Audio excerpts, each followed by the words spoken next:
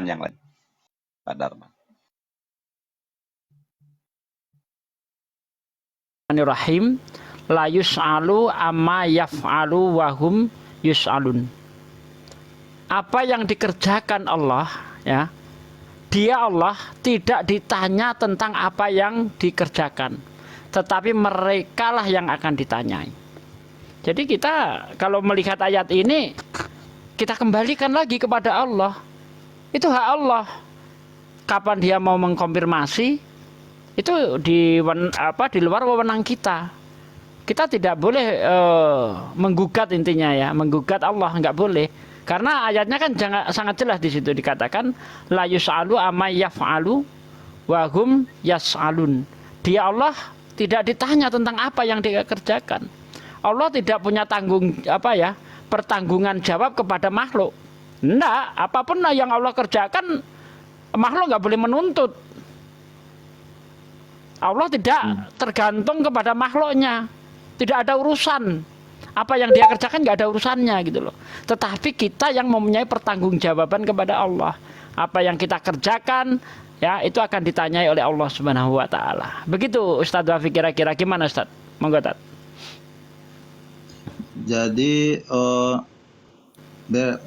kalau dari segi istilahnya kan, taruhlah kita dulu ada di zaman pada saat peristiwa penyalipan itu, ya kan. Kita kan menyaksikan semua bahwa nyata-nyata Nabi Isa itu telah disalib. Berarti kitalah yang ibaratkan kita ada di situ. Berarti mulai dari saat penyalipan itu kita seolah-olah telah menyaksikan secara nyata, oh Isa itu disalib gitu, ya kan. Sampai saat datangnya Al-Quran. Berarti keyakinan orang-orang yang menyaksikan itu sampai saat datangnya Al-Quran meyakini bahwasanya Isa itu disalib. Ya sebenarnya begini Bang, kalau saya baca Bible itu sendiri ya, seperti yang tertulis di dalam kitab Mazmur 91 ayat 8 ya kalau nggak salah ya, itu di situ Yesus itu cuma nonton. Nah nih Mazmur, ada ya, saya bukakan Mazmur 91. Mazmur mana sih Mazmur nih? Nih. Mazmur 91 ayatnya ayat 8 ya. Nah nih. Engkau hanya menontonnya dengan matamu sendiri dan melihat pembalasan terhadap orang-orang fasik. Ini nubuatan untuk Yesus menurut mereka. Karena nanti di ayat 11 12 itu pernah dikutip oleh iblis ketika iblis godai Yesus di gunung itu kan, di dalam Matius 4 ayat 6 ya. Di situ dikatakan malaikat akan datang menatang engkau di atas tangannya supaya kakimu jangan terantuk kepada batu. Nah, itu mengutip dari Mazmur 91 ayat 11 12. Sebab malaikat-malaikatnya akan diperintahkannya kepadamu untuk menjaga engkau di segala jalanmu. Mereka akan menatang engkau di atas tangannya supaya kakimu jangan terantuk kepada batu. Nah, ini nubuatan untuk Yesus nih. Nah, Yesus di sini hanya menonton kalau kita lihat dari nubuatan ini. Belum lagi Yesus mengatakan kepada murid-muridnya di dalam Matius 12 ayat 39. Ketika orang-orang bukan muridnya ya, orang Yahudi, orang Farisi, orang Saduki itu minta satu tanda kepada Yesus. Guru, beri satu lagi kami tanda. Dijawab oleh Yesus, angkatan yang jahat dan tidak setia ini meminta satu tanda. Tanda tidak akan diberikan selain tanda Nabi Yunus yang tinggal di dalam perut ikan 3 hari dan 3 malam. Demikian juga anak manusia akan tinggal di dalam rahim bumi selama 3 hari dan 3 malam. Nah, ini harus ada tanda yang terjadi pada Yesus ketika dia di dalam kubur itu. Kalau Yesus mati, berarti nggak ada tanda, nggak ada keajaiban. Keajaiban Yunus adalah ketika dia di dalam perut ikan itu hidup selama 3 hari 3 malam.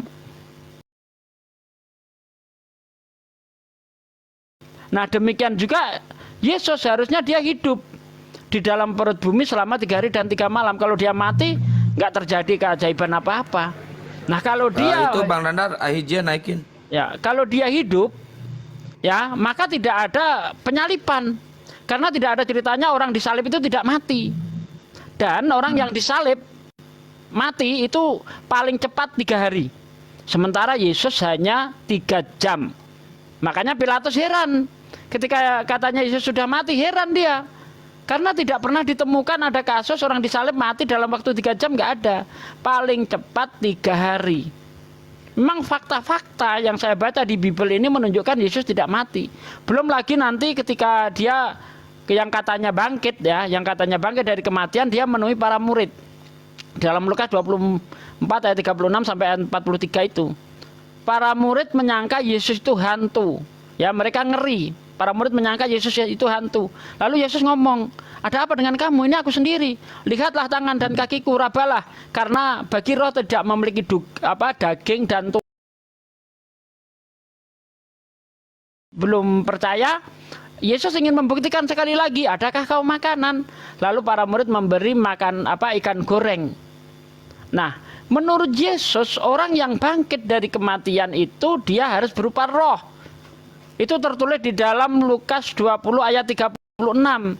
Ketika ada orang-orang Yahudi bertanya kepada Yesus tentang satu orang wanita yang mempunyai 7 suami. Yang ditanyakan nanti di hari kebangkitan, siapa yang menjadi suaminya? Kamu bodoh, kamu tolol, kata Yesus. Orang yang dibangkitkan tidak ada kawin mengawin. Ya, dia akan seperti ruh, dia akan seperti malaikat di surga. Nah, kalau dikatakan seperti ruh, apa mungkin ruh itu ada jasadnya? Kan tidak mungkin. Sementara Yesus lengkap daging dan tulangnya, bahkan makan ikan goreng. Nah, kalau ruh makan ikan goreng, pecel lele lari setiap malam, hantu, pocong, gendruwo datangin pecel lele, makan ikan goreng nanti, ya kan? Nah, begitu jawaban saya. Oke, Ustaz. Terima kasih. Brother Tongko, saya mau tambah sedikit. Di dalam Gospel of Barnabas sudah Ya. tulis Jesus atau Isa bin Maryam alaihissalam bukan salibkan. Gospel of Barnabas, dan yang original buku sekarang harga Ada telepon kayaknya Hizia itu. sekarang itu Gospel of Barnabas harga itu 22 million dollar, brother. Ada original text 1500 tahun kemarin. Itu teks yang tua, umurnya 1500 tahun. Di dalam Gospel of Barnabas sudah tulis explicit Jesus bukan salibkan. Tapi orang Kristen nggak mau setuju Gospel of Barnabas, brother. Kenapa? Yang sudah setuju Gospel of Barnabas, semua akidah untuk Trinitas dan crucifixion batalkan dari itu, bro. Betul. Itu original teksnya pakai bahasa apa, brother dia? Italia, Spanyol? No, brother. Di Gospel of Barnabas itu dalam bahasa Hebrew. Hebrew ya? Ya. Ibrani. Oke, Ustaz.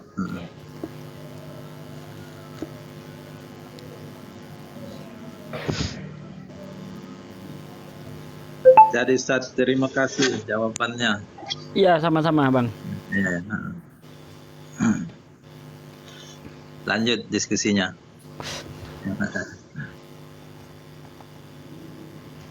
Mas Soeb, Baik, kalau ada yang dari kekristenan silakan naik gimana?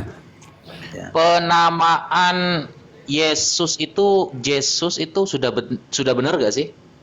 Yeshua, Memang kalau Yeshua dijadikan Yunani jadi Yesus gitu memang ya? Yesus, Yesus ya.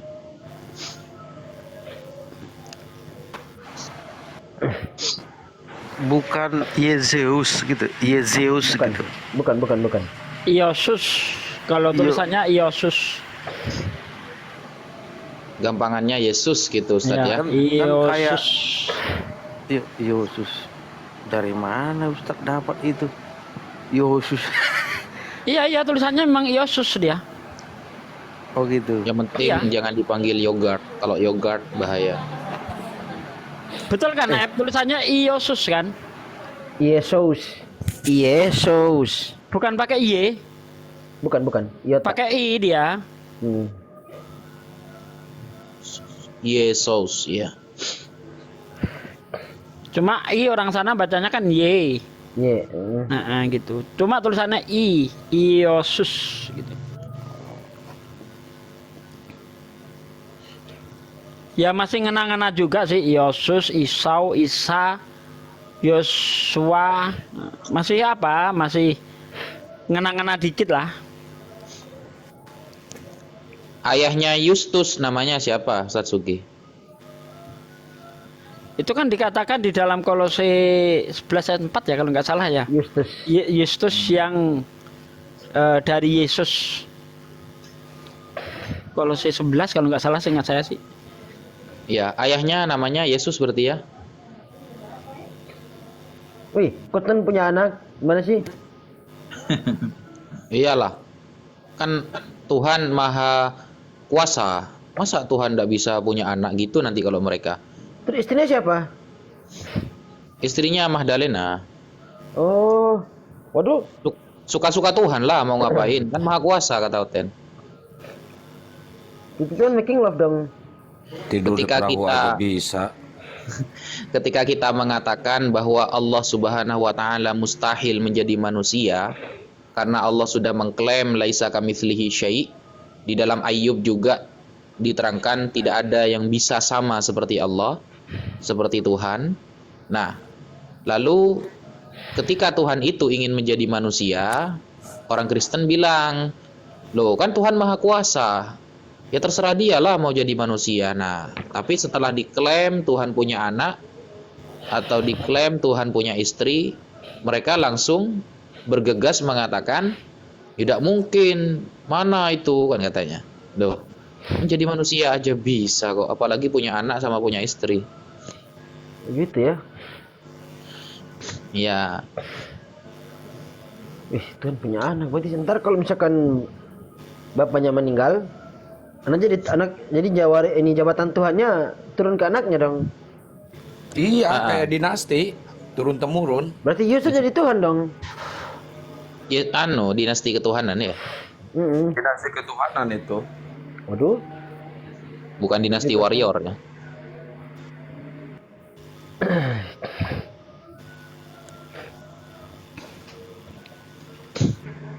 Itu ada urutan di bawah, kalau punya ilmu naik aja sini. Kalian kalau mau debat sama Mikael, siapa Mikael ya? Suruh naik sini dong. Oh, Michael Jackson kali. Penasaran saya. Michael Jackson kali. Penasaran saya. Suruh naik sini. Kira-kira berani Kayak nggak? yang cewek Debat itu yang open tadi camp dengan debat saya. sama Bang Juma tadi, dia sosokan pintar bahasa Ibrani. Siapa? Yang di bawah Itu ada Ani Belsiu. aja terus. Ada Belsiu di bawah itu. Gus. Kristen itu, Coba Gus. naik dong. Tadi Bang Juma lawan siapa? Salam.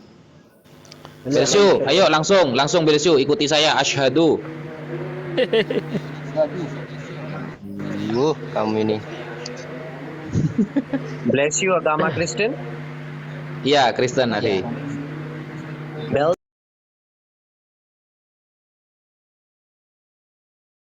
Kristen Iya, dia. Bells you. Apa itu artinya bells you? Apa? Apa itu artinya Itu brother, artinya bells you? lonceng gereja. Belsi itu nggak ada Lonceng arti gereja itu gua. arti. Lonceng gereja hiji ya. Bel itu lonceng, you itu gereja. Jadi lonceng gereja. Oh, Bel oke, juga oke, nggak oke. gitu nulisnya. Iya, bel bukan tulis seperti itu, spelling itu salah. Oke, terserah. Bells you agama Kristen, Catholic, Protestant, Unitarian apa brother? Oh, saya Protestan saya. Protestant. Bisa suara besar brother, saya nggak bisa dengar. Agak keras. Protestant Apa brother? tadi? Iya, Protestan. Jangan bahasa Inggris lah. Oke. Mau bertanya apa untuk Islam atau mau debat atau diskusi agama Kristen dengan saya? Kalau saya nanti bertanya, gimana ya? Bertanya, oke. Untuk agama Islam? Tanya aja Bang. Oke, kita ini ya, nggak ada menghujat-hujat ya gitu ya. Kalau saya bertanya. Oke.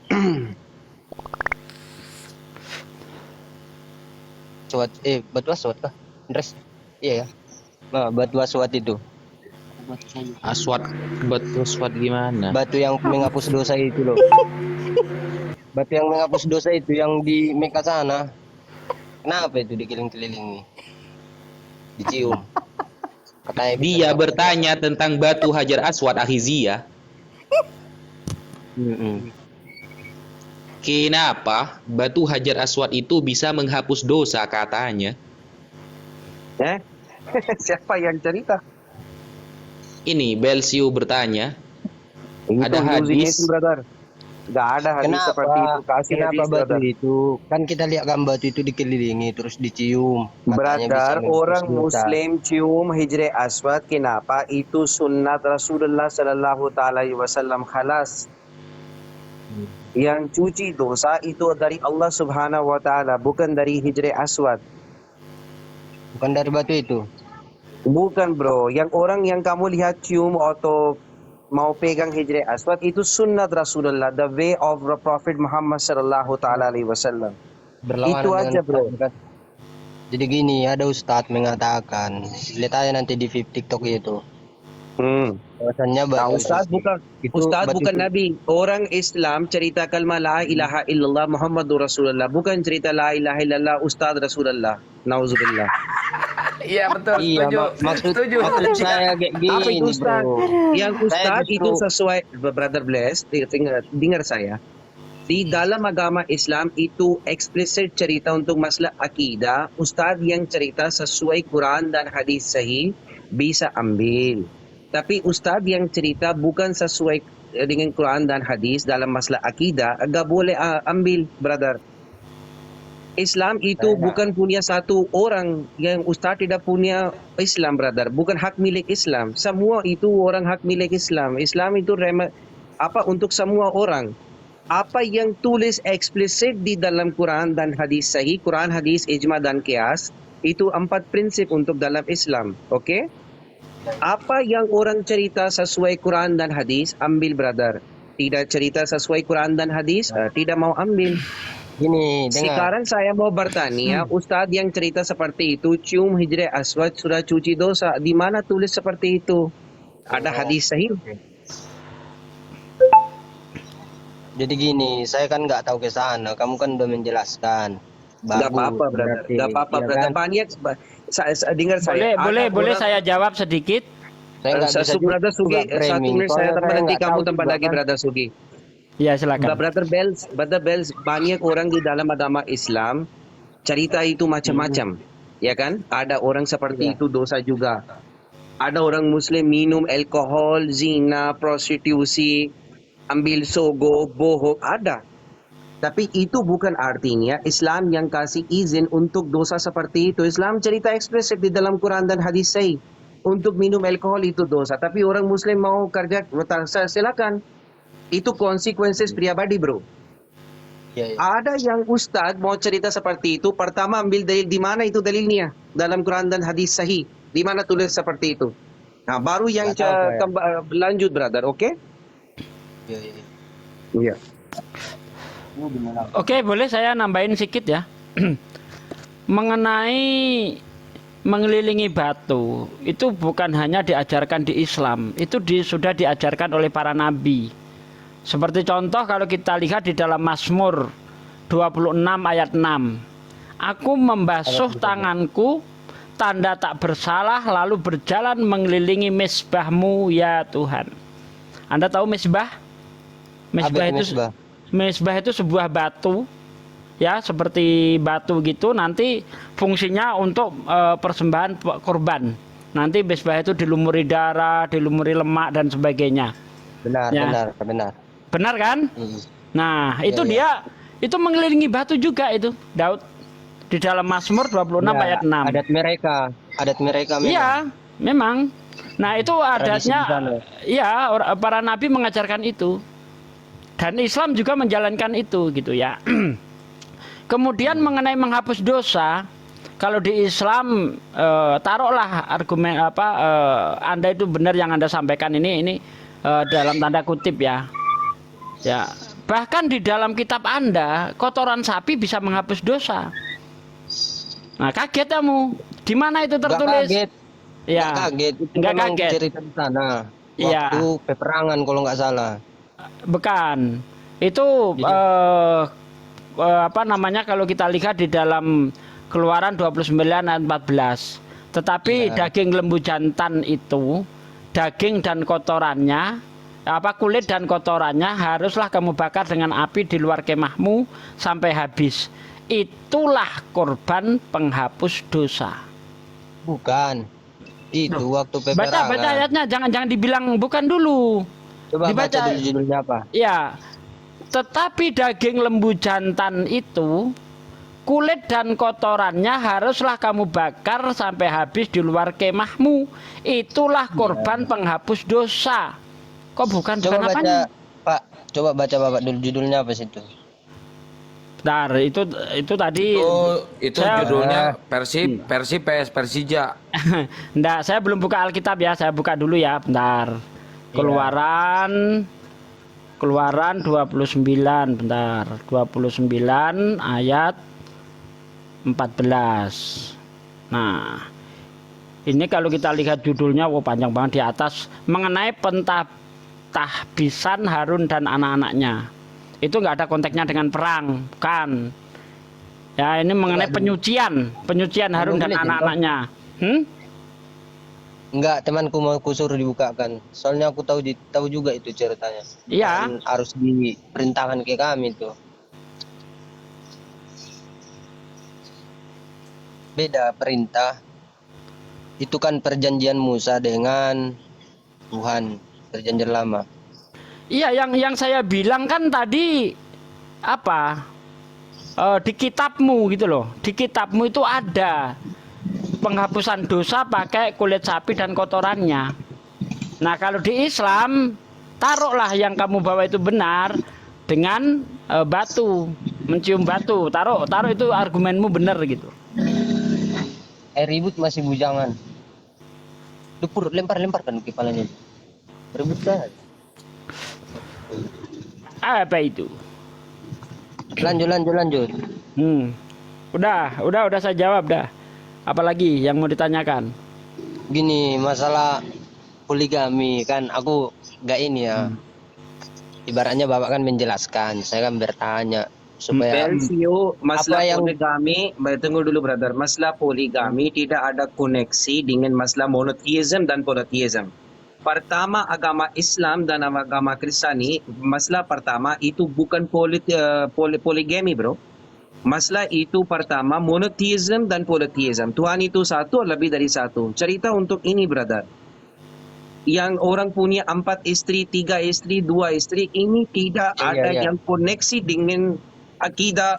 Akidah itu masalah, ini masalah kalau orang mau, oke, orang nggak mau terserah. Itu bukan wajib or farz di dalam Islam untuk nikah lebih dari satu ya.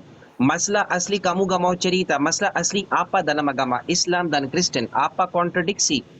Masalah monotheism dan polytheism. Harusnya diskusi itu brother. Jangan yang cerita untuk lain masalah yang tidak ada masalah untuk koneksi dengan monotheism. Apakah poligami ada koneksi dengan akidah monotheism dan polytheism, Tuhan lebih dari satu atau satu? Cerita untuk ini bro. Jazakallah. Ya, saya tanggapi ya mengenai poligami ya, nggak apa-apa Hiji ya. Saya tanggapi mengenai poligami di Islam itu tidak dianjurkan dan tidak diperintahkan. Ya, itu ayatnya kan sangat jelas. Nikahilah perempuan ya 1, 2, 3, 2, 3 atau 4. Tetapi kalau kamu tidak sanggup berlaku adil, cukup satu saja. Cukup satu saja. Hanya agama Islam yang menganjurkan untuk menikah cukup satu saja. Agama lain nggak ada. Nah, sementara di Kristen, sepanjang saya membaca Bible, tidak ada larangan poligami. Di Perjanjian Baru silahkan cek di mana ada larangan poligami. Justru, justru kalau saya lihat di dalam 2 Samuel 12 ayat 8, poligami tanpa batas. Tuhan menyuruh poligami tanpa batas di situ. Ya, ini saya bacakan ayatnya. 2 Samuel 12 ayat 8. telah kuberikan isi rumah tuanmu kepadamu dan istri-istri tuanmu ke dalam pangkuanmu. Aku telah memberikan kepadamu kaum Israel dan Yehuda, dan seandainya itu belum cukup, tentu kutambah lagi ini dan itu kepadamu. Tuh, telah kuberikan istri-istri tuanmu ke dalam pangkuanmu. Kalau itu belum cukup, kalau itu belum cukup, akan kutambah lagi ini dan itu. Ya termasuk istri. Kalau istri yang sudah diberikan masih belum cukup, akan ditambah lagi. Bahkan kalau kita lihat di dalam Ulangan 21 ayat 15 ya, di situ ada aturan poligami, Bang. Ulangan 21 ayat 15, ingat saya coba cek dulu ya. Nah ini, apabila seorang mempunyai 2 orang istri, yang seorang dicintai, yang lain tidak dicintai, dan mereka melahirkan anak-anak lelaki baginya, bagi istri yang dicintai maupun istri yang tidak dicintai, dan anak sulung adalah dari istri yang tidak dicintai, maka waktu ia membagi warisan harta kepunyaannya kepada anak-anaknya itu, tidaklah boleh memberikan bagian anak sulung kepada anak dari istri yang dicintai, merugikan anak dari istri yang tidak dicintai, yang adalah anak sulung. Ada nih aturan poligami, bagaimana cara membagi warisan. Sementara saya tidak menemukan satupun ayat larangan poligami di dalam Bible. Kalau ada silahkan tunjukkan. Oke. Jadi di situ ada tertulis. Udah bisa kau buka? Belum. Gini ya, aku hafal aja. Apa itu ditulis? Orang yang boleh menikah lagi itu kalau istrinya berzina. Dan tidak diperbolehkan sih. Tapi ada ayatnya itu. Ada ayatnya situ. Di mana? Di mana? Menikah lagi itu wanita yang berzina. Kalau laki-laki kayaknya nggak ada. Nggak boleh poligami kami. Di mana ayatnya, Bang? Nggak boleh poligami di mana? Yang ada di larangan cerai ada. Sementara cerai itu bahkan poligami. Cerai itu nambah istri. Ya, cerai itu pisah dengan istri. Poligami nambah istri. Kok disamakan? Tapi kenapa kami Kristen nggak boleh poligami ya? Bisa Bapak jelaskan dulu. Bapak kan ahli kitab kayaknya. Nah, itu kan aturan dari bapak-bapak gereja. Bukan dari aturan apa yang tertulis di dalam Bible. Kalau di Bible sendiri nggak ada larangan poligami, nggak ada. Berarti Bapak ngambil yang apanya aja, yang salah-salahnya. Kok ngambil salah-salahnya gimana sih? Justru saya ini meluruskan gitu loh, meluruskan yang diimani orang Kristen. Orang Kristen mempercayai poligami dilarang, tapi tidak ada aturannya gitu loh. Bukan menyalah-nyalahkan. Dilarang gitu loh. Masa aturan dari bapak gereja ini siapa sih sebenarnya? Maksud Bapak? Ya, ada Bapak Sugi, Bapak Wati, Bapak Sueb. Ya, aku baru tahu juga di sini ada bapak-bapak gereja. Ya, aku seperti Irenaeus. Seperti itulah. Masa suruh nyebutin banyak itu. Itu kan pemilihan apa Tuhan itu sama bapak-bapak gereja itu di Antioquia. Tapi secara tertulis tidak ada, Bang, larangan poligami nggak ada. Coba dicari deh. Saya kasih waktu berapa? Mau berapa minggu? Saya kasih waktu di mana larangan poligami. Nggak ada. Justru poligami diatur di dalam Bible. Ulangan 21 ayat 15. Tuhan membolehkan poligami tanpa batas. Mana? 2 Samuel 12 ayat 8. Nabi-nabi poligami semua. Abraham poligami, Daud poligami, Salomo poligami. Semua para nabi poligami. Tapi kami kenapa dilarang? Nggak tahu. Seharusnya kan enak itu poligami. Iya, itu saya nggak tahu. Itu urusan Anda. Cuma kalau saya ditanya mana ayatnya, nggak ada yang tahu. Soalnya gini, ada tetangga saya kan, saya lihat dia mau nikah 2 kali. Itu ditanya gerejanya di mana? Gerejanya misalnya di HKI. Terus ditanya apa statusnya. Iya, lihat dulu Brother Sudah Ben. menikah. Konsep poligami di dalam Islam, orang bisa adil dengan 4 istri, bisa poligami. Apa itu artinya adil? bisa kasih uang semua sama. Misal pertama istri kasih uang 15 juta, dua istri yang kasih sama juga. Ada yang 3 istri kasih sama juga ya. Yang adil seperti itu. Yang kedua, saya mau sekarang cerita lebih open ya. Misal pertama istri gak bisa kasih seks lagi dengan suami ya kan? Yang istri yang kedua bisa. Nanti suami tidak keluar dari rumah untuk zina. Oke? Yang alasan 3, istri yang pertama gak bisa lahir anak lebih dari 2 atau 3. Yang istri 2 bisa lahir 2 atau 3 anak lagi, tambah anak. Ya kan? Banyak alasan di dalam agama Islam untuk poligami, brother. Ya kan, untuk untuk orang suami tidak zina di luar atau prostitusi di luar, tambahkan istri aja. Tapi harusnya adil dulu. Ada kuat untuk bayar nafkah untuk istri, silakan. Yang tidak ada kuat, diam aja. Puasa. Oke? Oke. Ada yang mau ditanya sama saya dulu? Ya, saya tanya. Biar saya jawab dulu. Nah, tadi saya kembali ke tema yang awal, Belsio ya. Yuk. Masalah batu Hajar Aswad, Belsio. Iya. Menurut Belsio, lebih mulia mana? Batu Hajar Aswad atau Yesus? Lu.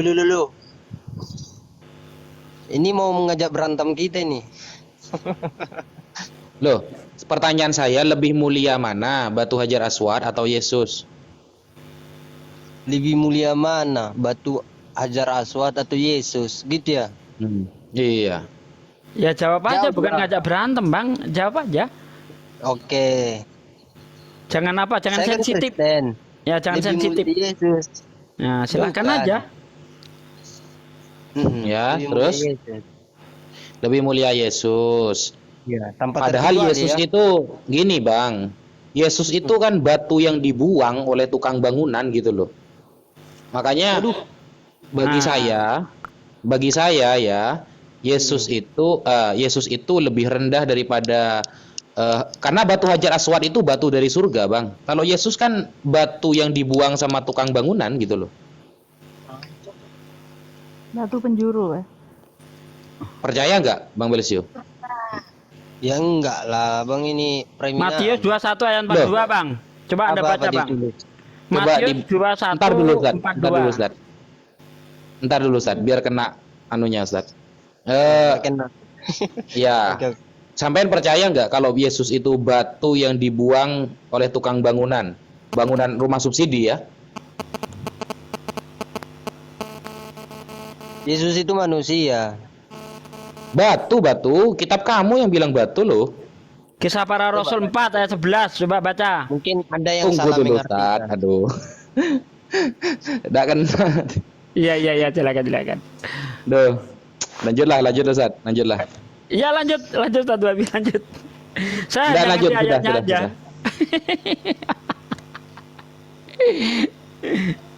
Iya, itu di dalam kisah para Rasul 4:11 itu loh. Yesus itu adalah batu yang dibuang, Bang. Apa dulu? Yesus adalah batu yang dibuang oleh tukang-tukang bangunan, yaitu kamu sendiri, namun ia telah menjadi batu penjuru. Iya. Nah, itu. Itu perumpamaan ya, kayaknya. Iya, diumpamakan batu yang dibuang dia. Makanya pertanyaannya itu mana lebih mulia, batu Hajar Aswad atau Yesus gitu. Ya lebih mulia Yesus lah, kalian pun ada-ada aja kalian. Monggo Ustaz Bafi dilanjutkan temanya ini. Dengar, merinding saya kalian banding-bandingkan Tuhan kami dengan batu. Takut saya karena ini loh. Enggak, mujizat bukan Yesus kita itu yang nyata loh. membandingkan, tapi kita membaca di gospelnya sendiri, ada tertulis. Iya, Makanya itu baca gospel yang perumpamaan, benar bro. biar paham. Bukan dia jadi batu. Bro, Emang gini loh. tulisannya kayak gitu? Lanjut, Ustaz. Itu Gini, bro. menunjuk- Kamu tahu ayat itu perumpamaan tahu dari siapa? Tahu dari kalian baca. Gimana sih? Iya. Ayat itu bukan perumpamaan. Yesus itu memang batu, bro. Buktinya dia dilempar-lempar sama batu waktu disalib. Dilempar dia, siapa melempar dia waktu disalib? Oh, orang pulang habis nyalip Yesus aja orang mukul-mukul dirinya. Kayak orang gila semua gitu. Dicambut, bukan dilempar. Gini, Bro. Mm-mm. Kalau ayat itu benar-benar bermakna begitu, jangan dikira alegoris. Kalau memang ayat itu makna alegoris, apa dasarnya? Dalilnya apa? Kalau ayat itu bermakna alegoris. Itu kan di kisah para rasul. Kisah para rasul itu semua menceritakan lebih banyak perumpamaan. Sama dengan Mazmur yang dibaca tadi. Mazmur itu lebih Ya, banyak saya minta menceritakan dalil. Nyanyian Saya Daud. minta dalil bahwa kisah para rasul 4 ayat 11 itu adalah perumpamaan. Mana dalilnya? Pernah nggak Lukas bilang itu perumpamaan? Udah siap komen apa? Biar buka dulu kita tuh. Coba, keterangannya dari mana itu kalau itu perumpamaan? Yang pastinya itu perumpamaan lah. Coba baca selanjutnya. Biar aku ngerti. Loh, jangan kemana-mana dulu. Kita fokus ayat itu. Kalau memang ayat itu dikatakan perumpamaan, seharusnya Anda punya dasar. Kalau giliran batu hajar aswad dasarnya menghapus gini. gini. Saya udah bisa maksud itu. Dasarnya kayak gini. Di mana anak Allah itu dianiaya. Tidak selayaknya anak Allah. Loh, buktinya anak Allah ternyata dianiaya, dipukul-pukul. Iya, dan pada akhirnya anak Allah itu menunjukkan kekuasaannya di hari ketiga. Inilah saya. Ya, gini bro, kita jangan kemana-mana dulu. Kita fokus lebih mulia mana Hajar Aswad atau Yesus gitu loh. Berarti kalau Hajar Aswad, Kalian gini loh, kalian buat perbandingan gini. Sebenarnya saya yang merinding gitu loh. Karena mujizat Loh. Tuhan itu, mujizat Yesus itu nyata pada kehidupan setiap orang. lo tadi kan kamu mengatakan di awal Mas Belsiu kan bilang tuh kalau Hajar Aswad bisa menghapus dosa. Ini baru batu loh di Islam bisa menghapus dosa, apalagi nabinya gitu loh. Berarti lebih hebat mana, Yesus atau baju Hajar Aswad? Bukannya tadi dibantah tadi itu.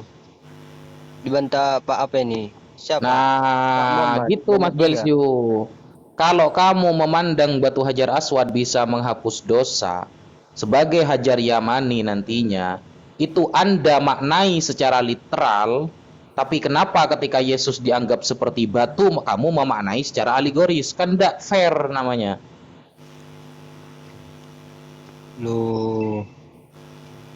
Apanya, Saya kan tadi bertanya, Anda menjelaskan, jangan membandingkan ke Tuhan saya. Gini, yang Anda kan pertama, bertanya tadi tentang Tuhan saya jelaskan. Itu maknanya di hari waktu anak Allah itu dianiaya, disalibkan, dan pada akhirnya anak Allah itu menunjukkan, inilah saya, Tuhan kalian, kan gitu. lebih abadi mana, Hajar Aswad atau Yesus? Nah, ini merinding juga. Loh, Hajar Aswad sampai sekarang ada Belsiu di Mekah Belsiu, tidak pernah kemana-mana itu. Yesus sudah diangkat, ditombak sembarang itu. Kan lebih hebat Hajar Aswad, dimuliakan banget. Brother Naja, Brother Wafi, Ya, brother. saya sudah kirim hadis Bukhari 1597. Yang bisa baca nanti Brother Belsiu ada faham juga apa itu hukum untuk hijrah aswad di dalam Islam. Ini saya kalau keluar dari ini TikTok, nanti saya kepental, akhi. Saya tidak bisa. Oh, ada yang satu HP. Oh, susah juga Ya. saya itu.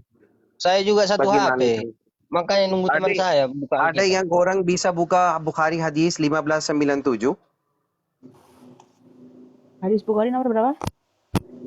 1597. Ini hostnya kemana sih ya? Oh, Cepi mau buka? Ya, silakan. Ini buat si Manchester ya. Di dalam Kitabul Hajj. Berapa? 1597. 1597. Kitabul Hajj. Ya, bentar saya jawab dulu si Manchester ya. Suruh ke sini aja si Mikaelnya atau di debat di dunia nyata ya. Kita tantang, ayo. Mau di gereja mana, ayo. Gak usah mengagung-agungkan debater blow on. Itu perempuan apa cowok sih? Perempuan yang sosokan bisa bahasa Ibrani cuma bisa anihu gitu aja udah diagung-agungkan. Si Michael mah bikin video TikTok, titiknya sama duetnya dimatiin. Iya, Kita banyak itu tapi di situ, anjir. Iya, bisa anihu dia doang. seolah-olah menjawab semua pertanyaan tapi stitch-nya dimatiin sama dia, gak bisa di-stitch. iya. Iya. Terus kita di tag-tag sama Otan disebut-sebut. Ayo Nandar jawab loh. Gimana bisa jawab? Orang sticknya dimatiin gitu kan. Kalau Saya juga pernah mau naik, Gus, gak dinaik-naikin sama dia. Kurang kenceng, Sudah Cep. buka Sister Iya. Nona? Sudah. orang ini. Telah Bisa buka cam? menceritakan. Sudah, bete. Macam. Tinggal nyerang. Mau ada nyerang.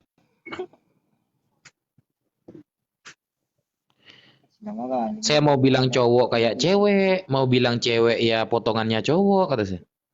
Enggak, kalau emang benar-benar jago debat dunia nyata aja, mau di mana sok, di gereja mana tinggal tunjuk. Tak boleh. Kita yang Kalau biayain debat semuanya. dunia nyata, gini bro. Kalau debat di dunia nyata, itu akan menimbulkan konflik yang besar. Ngerti nggak? Siapa kemarin HTD aman di Jogja sama Ustadz Wapi? Ya kan karena nggak buka-bukaan. Aneh. Apanya ada buka-bukaan? Di Apa? live kan itu? Apa yang mau Yang dibuka? ditanya itu kan Ngapain? ketuhanannya Yesus. Baca ini Sister. Sekarang lihat dulu Belsiu ya. Apa posisi Hijri Aswad di dalam agama Islam, oke? Oke, aku yang baca Sahih. biar Ya, ini kan. ini hadis Sahih Bukhari. Sister Nona baca bahasa Indonesia. Jazakallah khair. Oke.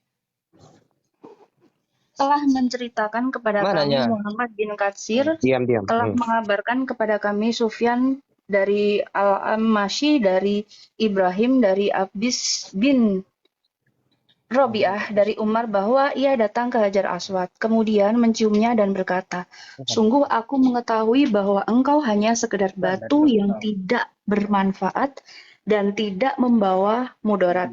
Seandainya aku tidak melihat Rasulullah Shallallahu Alaihi Wasallam menciummu, maka aku tidak akan menciummu. Berarti Hijri Aswad gak bisa manfaatkan Sister Nona, betul? Hanya karena Rasulullah melakukan itu, menciumnya. Iya. Ini sebelum itu ada statement apa, Sister? Bisa buka itu? Hadis ya, saya mau lihat. Saya mau kasih info.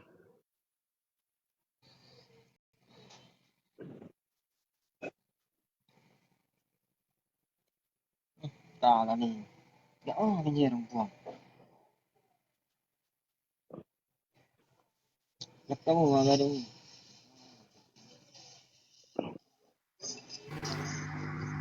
Cek, kok nggak ada suara, Cep?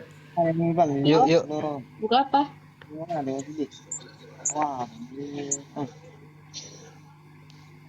Nggak nge-lag. Ini emang pada diam semua di atasnya. Bukan saya itu tunggu untuk yang dalil itu saya mau kasih. Brother Nel Bebel cerita, ada yang Ustaz cerita, cium Hijri Aswad itu cuci dosa. Tapi di dalam hadis Bukhari 1597, Umar Faruq radhiyallahu taala anhu kasih info, Hijri Aswad gak bisa kasih orang manfaatkan yang huruf itu dalam bahasa Indonesia. Yang saya tahu betul bahwa Anda hanya sabu batu, itu tidak dapat merugikan atau mengutukan siapapun. Nah itu, Sister bisa buka Pak itu dalam bahasa Indonesia. Yang hadis sama itu ya. Bahasa Indonesia, Sister.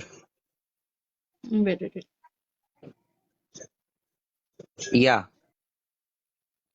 Dalam bahasa Indonesia, Sister Nona. Jazakallah.